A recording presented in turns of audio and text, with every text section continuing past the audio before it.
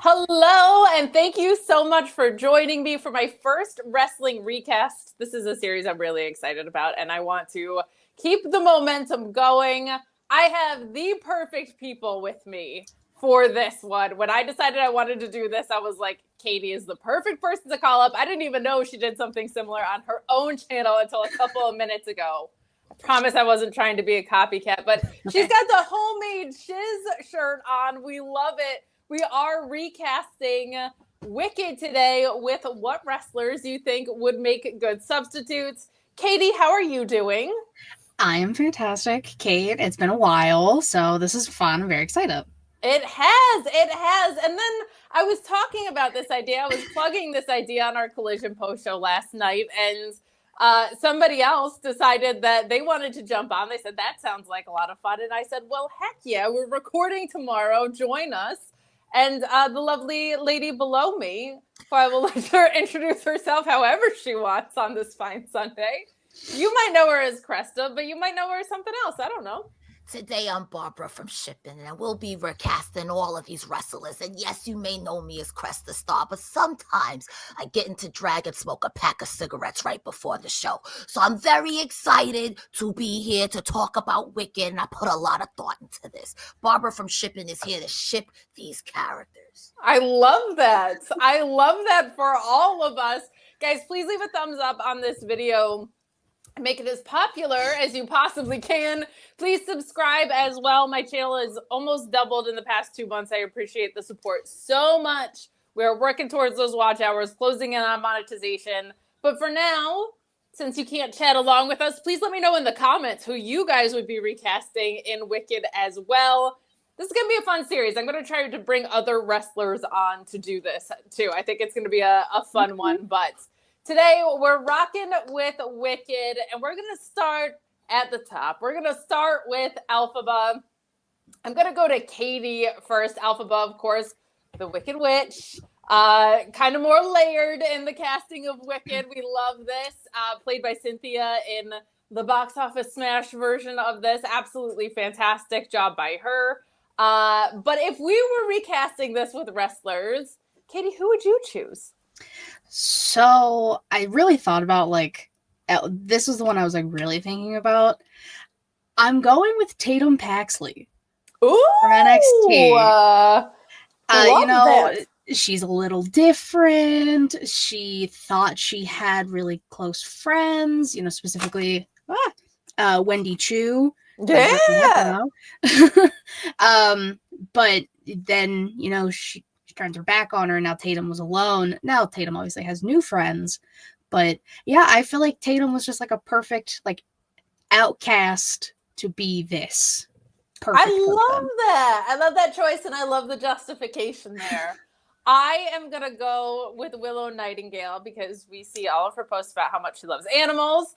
I feel like so much of the magic in Willow is the way that she kind of injects her emotions into things. And I love that with Elphaba. Her magic is so focused around her emotions. And I feel like when we see Deathmatch Willow come out, I feel like we see her harnessing the babe with the power into all of this. She has this really sunny disposition, but in those moments, she really cranks in. So I'm going to go with Willow Nightingale on this. That might be more of a happy, shinier pick than some people would think for this, but I feel like the way that she kind of cranks it up with her emotions, her magic is in that, and I feel like Elphaba's magic is in that. So that's what I'm choosing for Elphaba. Mm-hmm. Barbara, Cresta, my beauty below. Who do you have cast as Elphaba for your choice here? So I thought about it, and I was like, there are 3 people who come to mind, and I'm thinking these ladies would be fantastic. One, Awesome Kong, because I think she's often misunderstood, and she's very tough when she has to be, but when you hear her talk, there's a sensitive side to this woman. So I was like, Awesome Kong. But then I'm like, Elphaba's got some spunk, so it could definitely be an AJ Lee. AJ Lee is a tough woman, and she's also sensitive too, but when it comes time to be, there are some girls who are more sensitive who I don't think would have it. The third lady who I think more fits this perspective, I swear to God, I can't remember her name right now, but she's playing Sister Abigail right now in the Wyatt 6. Nikki Cross. Thank you. Her face was right in my mind. I think Nikki Cross would be fantastic because there is the spooky ooky layover, but she's also like, she's a doctor. She just graduated college. Yes, go ahead, girl. So I would have to end up on Nikki Cross if I had to pick out of all three of them, but I do like y'all guys. Your guys are picks. Fantastic. I like that too. I like the Nikki Cross pick. That's a deep cut kind of. I liked that. I like that one. I feel like she's probably a musical girl as well. Like if you probably get her outside and in a karaoke, she might defy some gravity. I think it's possible. I think it's very, very possible.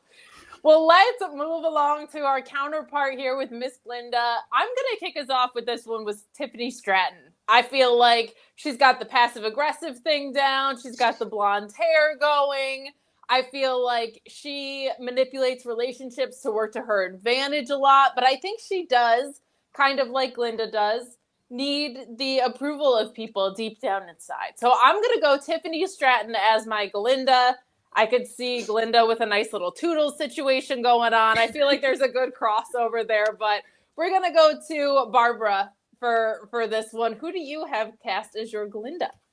All right. Now hear me out. I thought Tiffany Stratton, but I thought everyone else was going to pick it.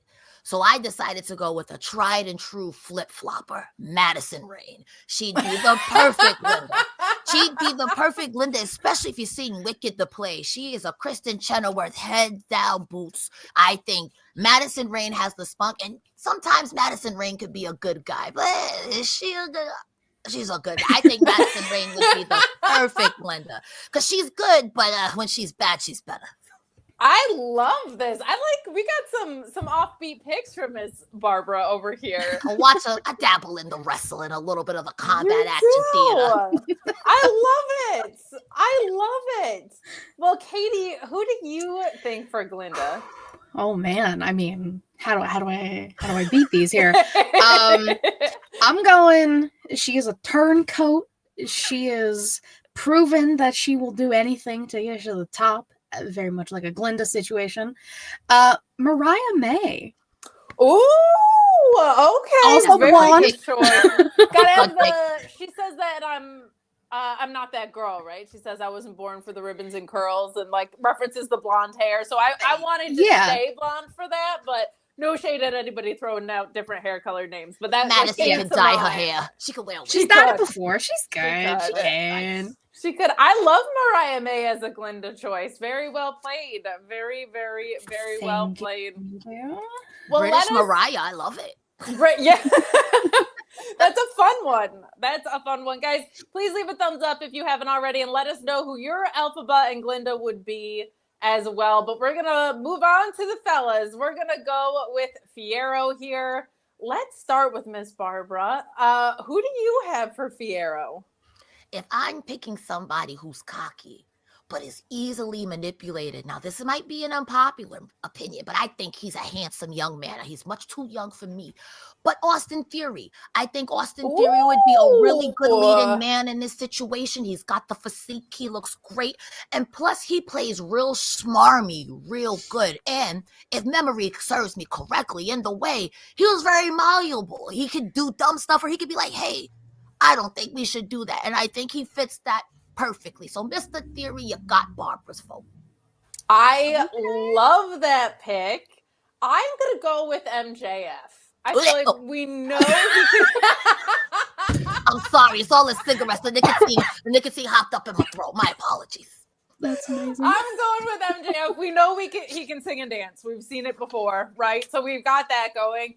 I also feel like some of the layers with Fiyero are that he kind of has this presentation of how he wants the world to see him, but kind of deep down there is this softness. There is something that recognizes good in other people, but he kind of maintains these other relationships for presentation. And I think part of what I love about MJF's character is he has all of the cheap heat exterior. He has those cruelty moments and whatever. And but I feel like with Adam Cole, we saw him desperately wanting friendship, and I don't think we're ever going to see that again. And I think with Fiyero, we see like these flecks of wanting a sincere connection with people, but him kind of rejecting that or choosing other relationships for how it might look, which I think is a part of what's going on with the MJF.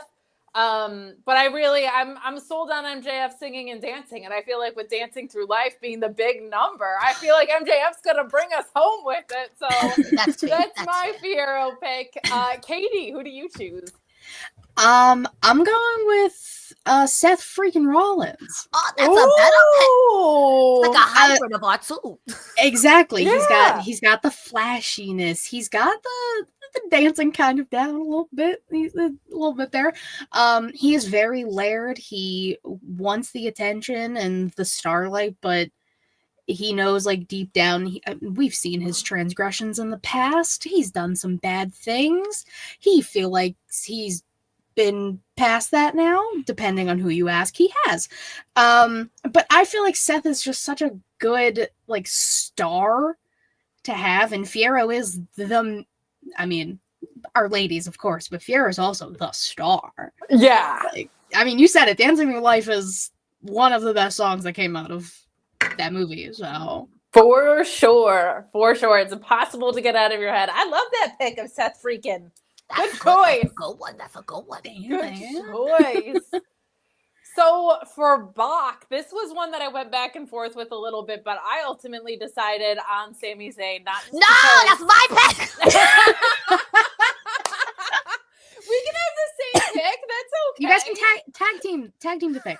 There you go. I think that's fine, but we already have the red hair going. You don't have to worry about that. But he has kind of this unwavering loyalty to someone who doesn't really treat him that well. I think we saw with Roman Reigns, and I feel like he's been the pawn in the game before, and I feel like that's something that we see so much with Bach and him kind of putting someone on a pedestal that doesn't necessarily treat him well, wanting that acceptance, wanting that approval.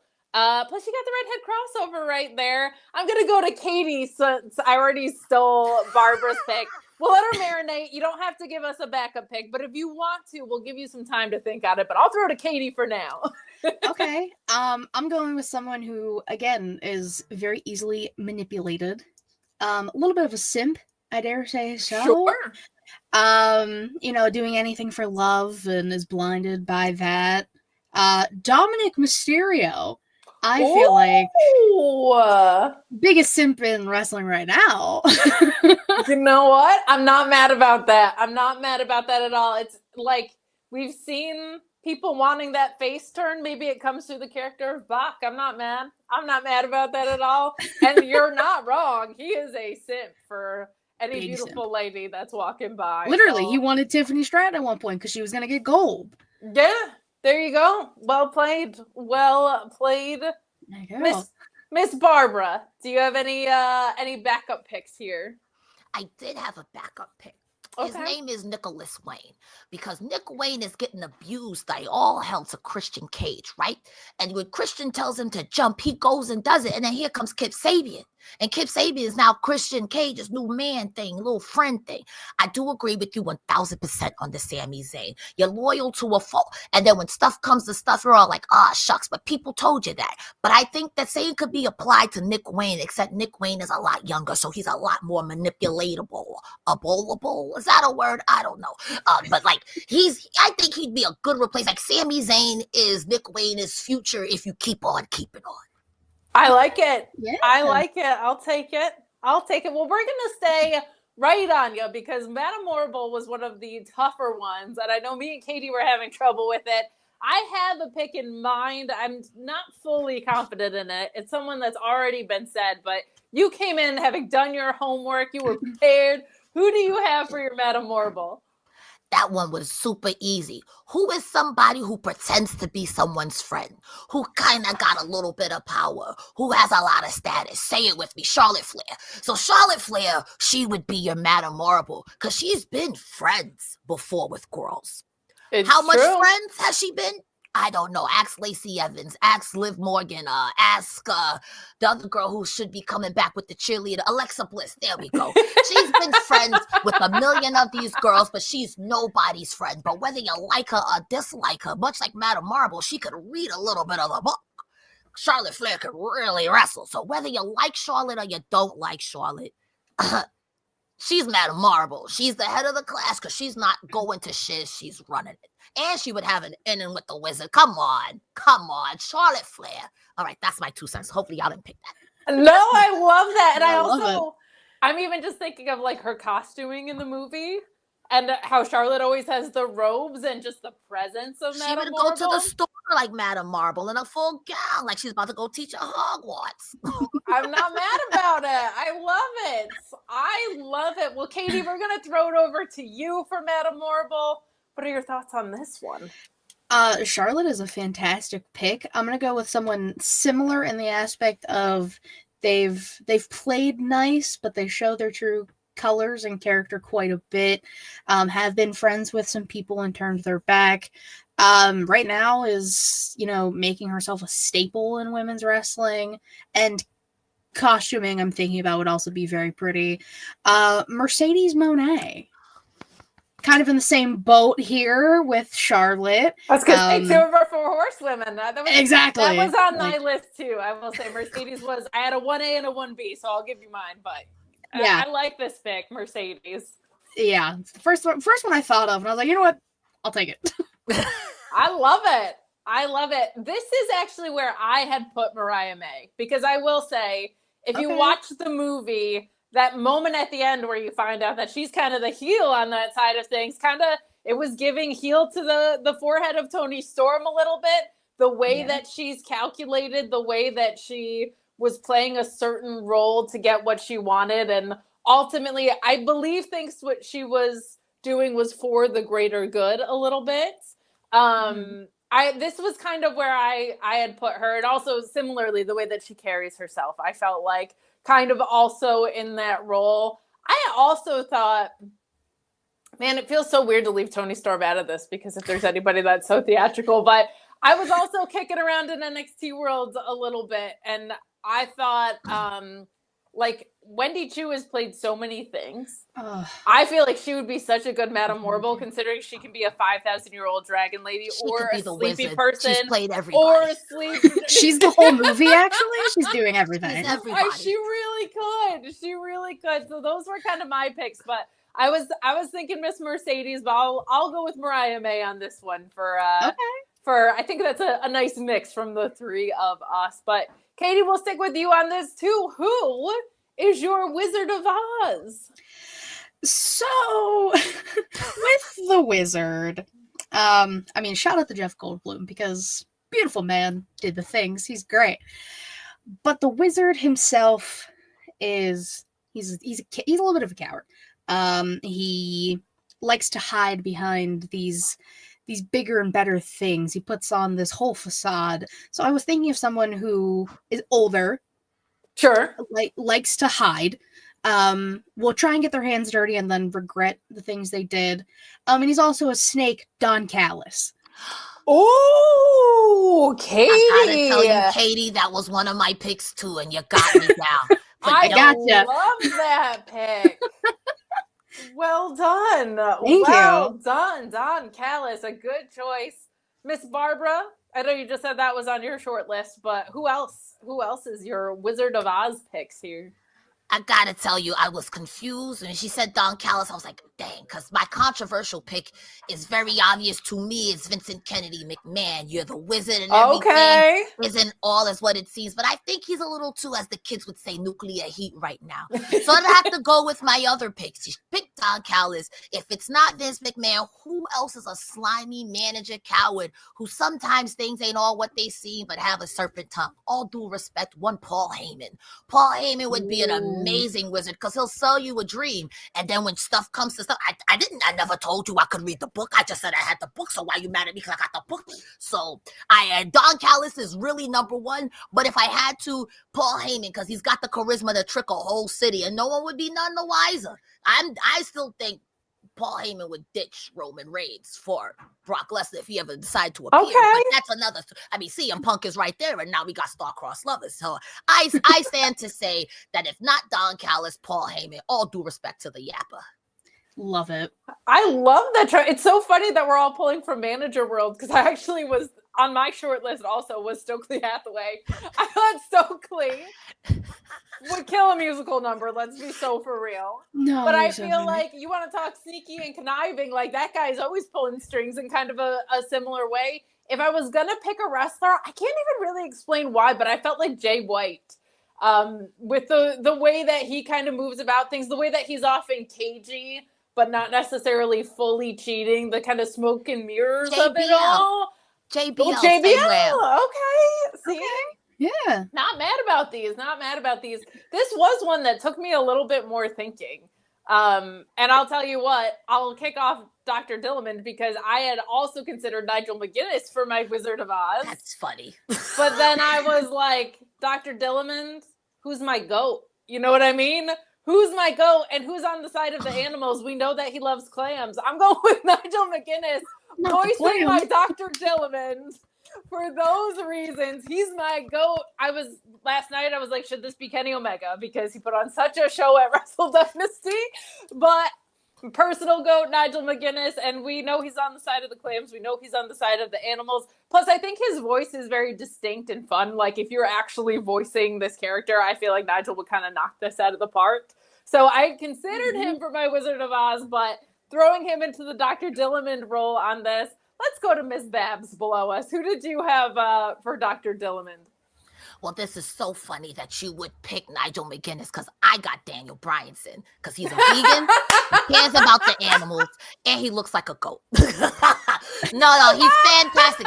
I think Danielson would play the crap out of this role because I could see him hamming it up, like telling the kids, definitely. Danielson would be fantastic for this. And now you got a comedy with two goats. Two goats, one I fool. love this. I love that we picked different sides of a wrestling rivalry that has spanned literally decades. How funny that we would come to those conclusions. But Katie, I gotta know, who's voicing Dr. Dillamond for you?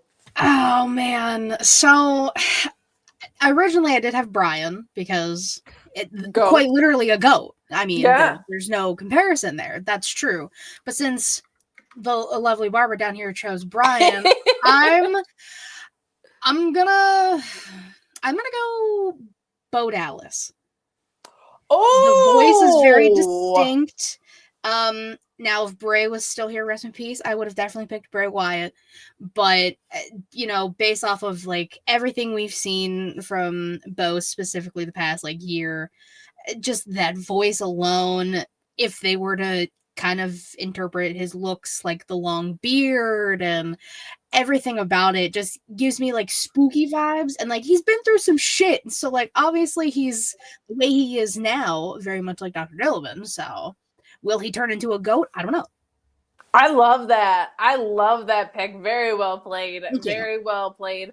Well, let's stick with you for Miss Nessa Rose then. This was a trickier one for me too, but I think because so much of what happens with her happens in the second half of Wicked, which would be like in the next movie. So many of the implications for her are there, but I'm trying to think just in terms of this movie. Katie, who did you go with on this? That was the thing. It's like, because I know obviously what happens in part 2. So I was like, no. Don't think about that. Think specifically movie part 1.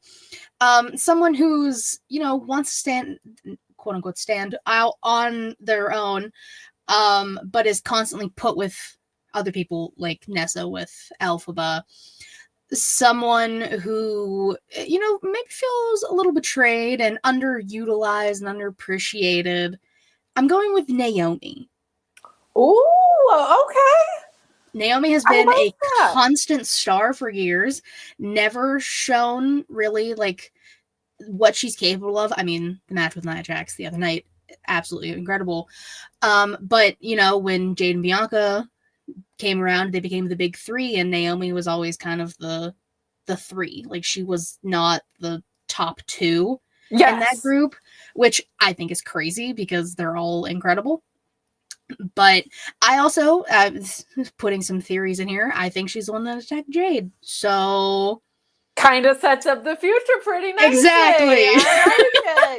I like it. Well, for so many of the reasons that you just said, I was also thinking in terms of Dakota Kai as Nessa Rose. I feel like she also kind of has like that innocence in this a little bit, but from what you were just saying about being grouped with other people, kind of like having these strained relationships and everything that kind of Damage Control has been through, but never fully getting the shine and maybe treated like a little bit different. I felt like Dakota Kai was my pick for Nessa Rose.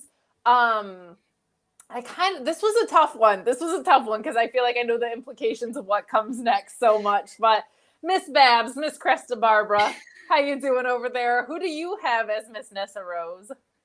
So I seen the play many moons ago, but I don't remember it because I have the brains of a jellyfish bean or whatever.